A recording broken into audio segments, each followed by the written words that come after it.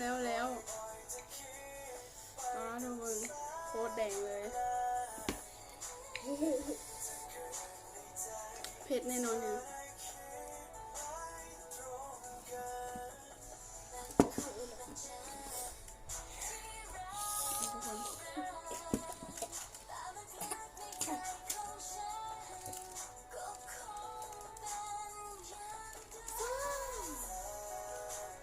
มันกินอยู่ชิ้นยามันดีสิตา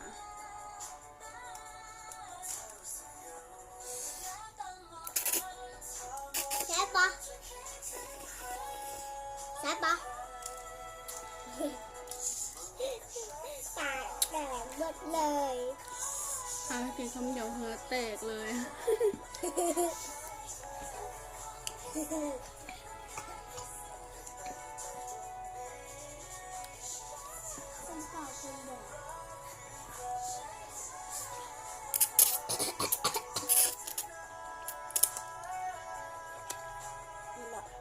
หมดเลย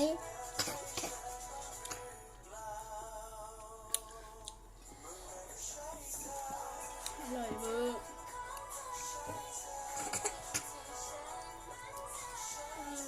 เหมือนเปิดเลยโรซาจะต้องให้เหมือนกูก่อนมันเหมือนเปิดเว้ย โฆษณาบวกเข่ากระถ่ายแล้วเนาะ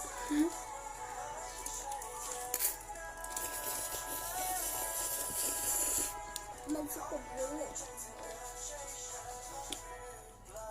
เขาสงสัยว่ามันต้องกดรู้ขึ้น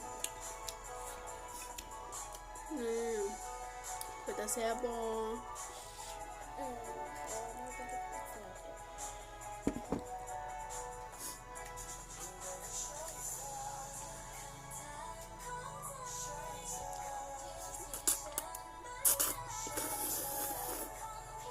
เผ็ดปะเผ็ดปะ ชิมบอ ซีม เหงื่อก็เริ่มจะออกแบบออกมาหลายกว่าเก่าแล้วเป็นแห้ง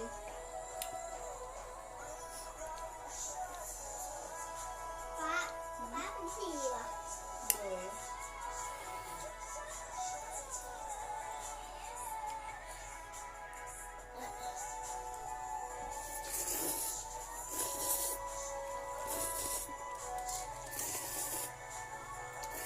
เป็นแบบโฆษณาถ่ายภาพโคตรแดง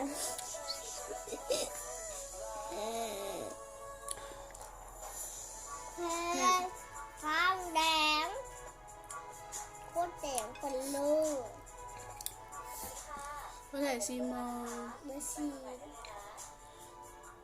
คือหมดแล้ว นี่ทุกคน กินคำสองกินคำสามกับเบิดแล้วมีเกลือเต็ม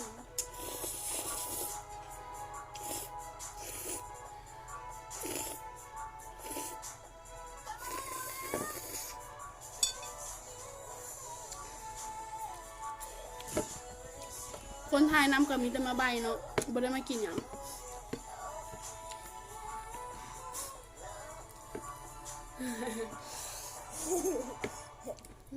ยิงแขวดูยิงแขวโซ่ทานผสมดู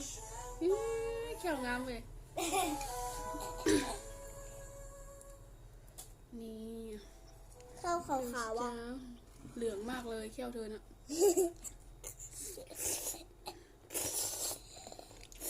แค่ขึ้นเป็นเหลืองเผ็ดเวอร์ใช่ไหม เผ็ดเวอร์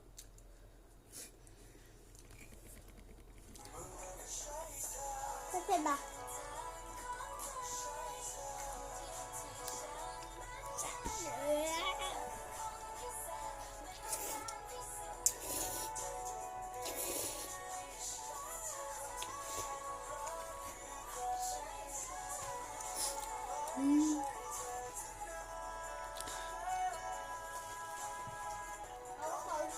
แต่งเพิ่มบ่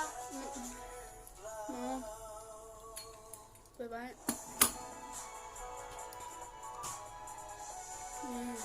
จะหมดแล้วเอาหน่อยหนึ่ง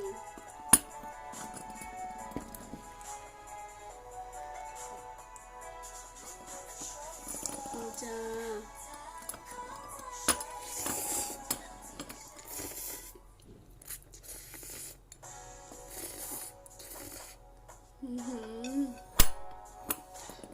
เผ็ดบอก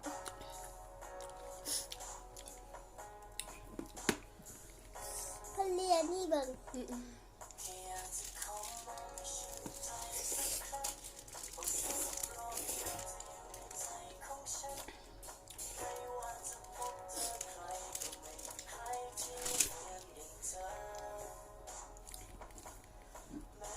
นี่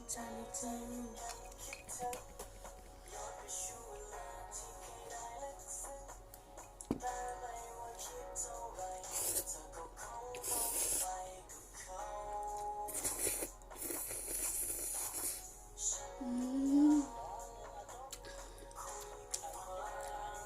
ทั้งฟินทั้งเผ็ด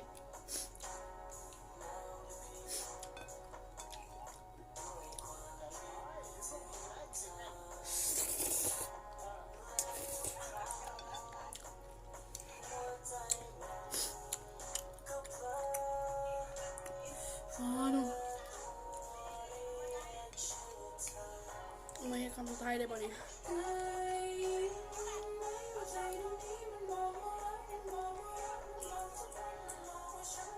เฉย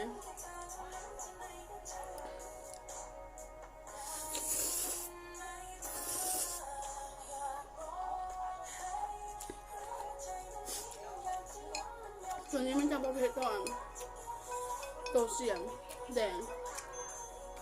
นี่เขาเริ่มจากซีรีส์มีแต่อีกแล้ว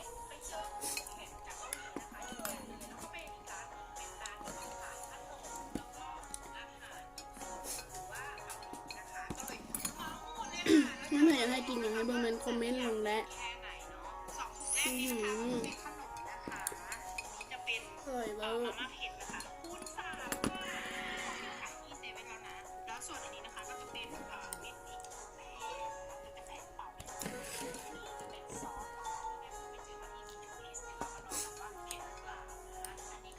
เอาน้ำให้คนเนี่ย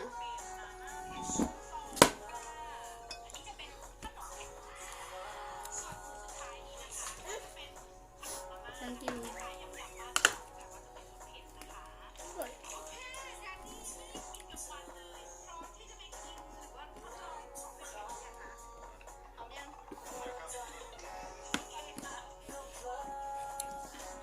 แล้วเมื่อใดให้กินอย่างแม่นให้กดไลค์กดแชร์กด subscribe ให้ในเด้อมองไหมเบิ้งแค่วค่ะครูยิงจิ๊กแค่วงามนะบ๊ายบายใครให้กินอย่างแม่นอย่าลืมคอมเมนต์ลงใต้คลิปเลยเด้อไปกองเพจแฮง